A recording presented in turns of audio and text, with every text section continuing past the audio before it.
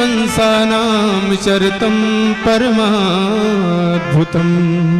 यहाँ से चंद्रवंश की कथा हम सुनेंगे। आनंद तो इस कथा का हम कल लेंगे क्योंकि अब समय पूर्ण होने जा रहा है। थोड़ा सा नियम है वो पूरा कर दे। चंद्रवंश का यहाँ से वर्णन होता है। सुखदेव अवधूत शिरोमणि श्री सुखदेव जी महाराज कहते हैं, परम पावन पुरी मथुरापुरी में जहाँ प्रभु का नित्य निवास है, ऐसी मधुपुरी में ऐसी नगरी के राजा उग्रसेन है। उनका एक बेटा हुआ कंस।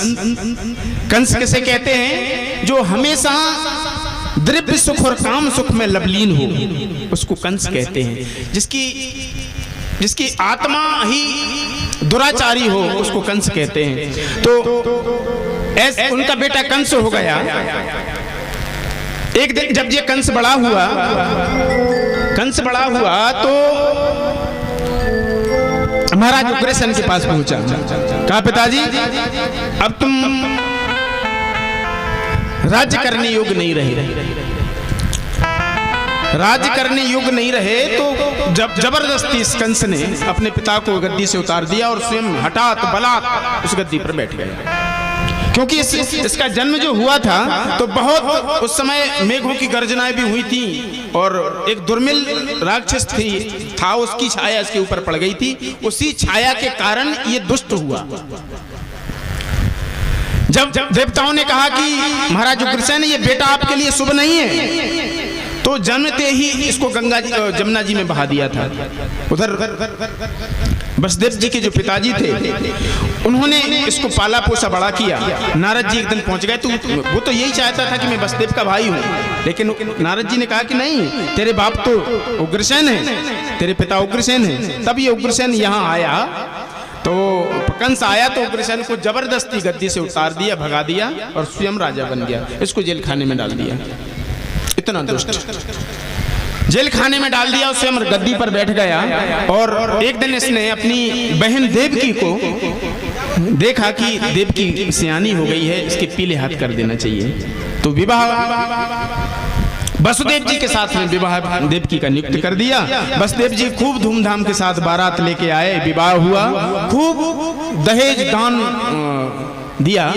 जैसा विवाह होता है बड़ी धूमधाम के साथ में, और विवाह किया, धूमधाम के साथ में विवाह किया। और विदाई के समय पर अपने ही रथ में, सुंदर से रथ में घोड़े जोते और रथ में विदाई करने के लिए जा रहा था। उसी समय देवताओं ने आकाशवाणी कर दी, हे अबुध कंस, अस्यास्मो अष्टमो गर्भो हंतायाम वैसे बुधा। हे अबुध कंस, जिस बहन को तू विदा कर रहा है इतनी हंसी खुशी के साथ में, उसी का अष्टम पुत्र तेरा काल होगा। जब ऐसी आकाशवाणी सुनी कंस ने तुरंत कि देखिए मैं तो बहन की विदा कर रहा हूं और इसका बेटा मेरा काल, अरे ऐसा हो ही नहीं सकता। तुरंत देवकी के केस पकड़ लिए, तलवार निकाली, पहनी और मारने के लिए जैसे उद्यत हुआ, वसुदेव जी ने हाथ पकड़ लिए, समझाया, महाराज आप तो महाराज हैं, वीर हैं, आप तो वीर हैं और आप इतने बड़े बलशाली होते अबला पर हाथ उठा रहे हैं। एक बात आपको बताएं, मूर्ख और शंख दूसरे की फूंकने से बचता है। मूर्ख व्यक्ति दूसरे के और शंख एक ही स्वभाव के होते हैं। तो समझाया, महाराज आप तो महाराज हैं, इतने बड़े राजा, ही कबला पर हाथ उठा रहे हैं, आपको दुनिया क्या कहेगी। और फिर रहा सवाल मरने का, तो कोई बहुत अच्छी शिक्षा यहाँ वसुदेव जी ने दी है। रहा सवाल मरने का, आपको मरने का ही तो डर लग रहा है। देखिए पहले भी हमने बताया था कि सबसे ज्यादा आदमी को नहीं, पशु पक्षी को नहीं, जीव मात्र को सबसे ज्यादा डर मरने का ही लगता है। जैसे ही कंस को पता चला कि मेरा काल होगा, मेरी बहन का बेटा मेरा काल होगा, तो बहन को ही मारने लगा कि बहन को ही जब मार दूंगा रहेगा ना बांस ना बजेगी बांसुरी। जब बहन को ही मार दूंगा तो बेटा काल कहां से होगा, मारने को दौड़ा। वसुदेव जी समझा रहे हैं, भैया महाराज जन्म की पहली किलकारी में ही मृत्यु की घोषणा छुपी रहती है। आदमी की जन्म की पहली किलकारी में ही मृत्यु की घोषणा छुपी रहती है। कोई अमर नहीं है, सभी को एक न एक दिन जाना है। कोई आज जाएगा, कोई कल जाएगा। पुत्र मिले, धन मिले, परिवार मिले, वैभव मिले, ऐसे आराम मिले, ये सब जरूरी नहीं है। पर ये जरूरी है कि कुछ नहीं मिलेगा, कुछ ना मिले आपको, लेकिन अगर आए हो तो मृत्यु आपको जरूर मिलेगी, जरूर मिलेगी। क्योंकि कोई नहीं बच पाया इससे। हम कितना भी साधन कर लें, कितना भी साधन कर लें, लेकिन मरना जरूर पड़ेगा। लेकिन हम लोग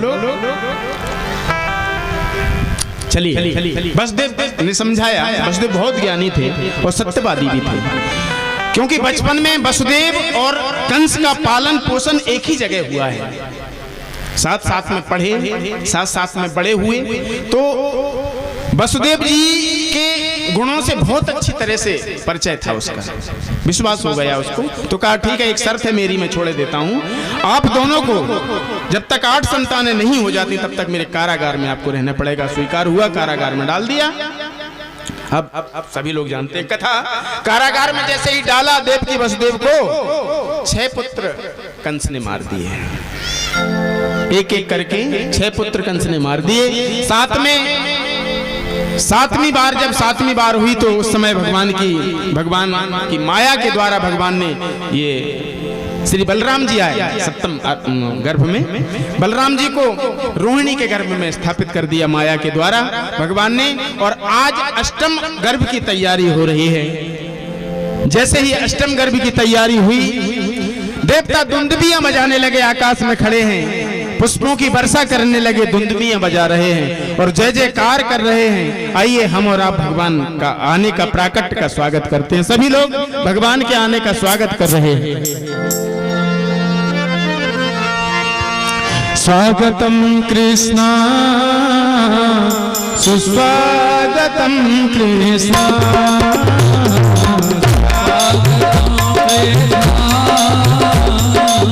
स्वागतम स्वागतम कृष्णा,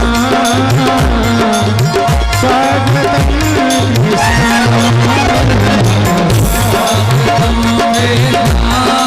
अभी स्वागत के लिए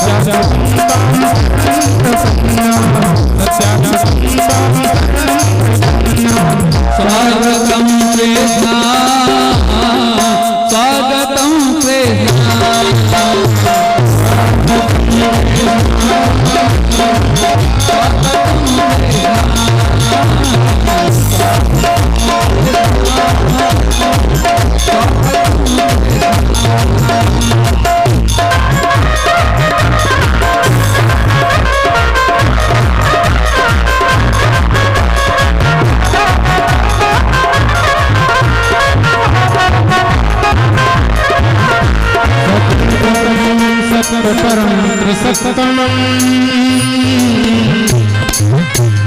सत्यपरं सत्यव्रतं सत्यपरं च सत्यं सत्यस्योनित्यं च सत्ये सत्यस्य सत्यमृतसत्यनेत्रं सत्यार्थं तां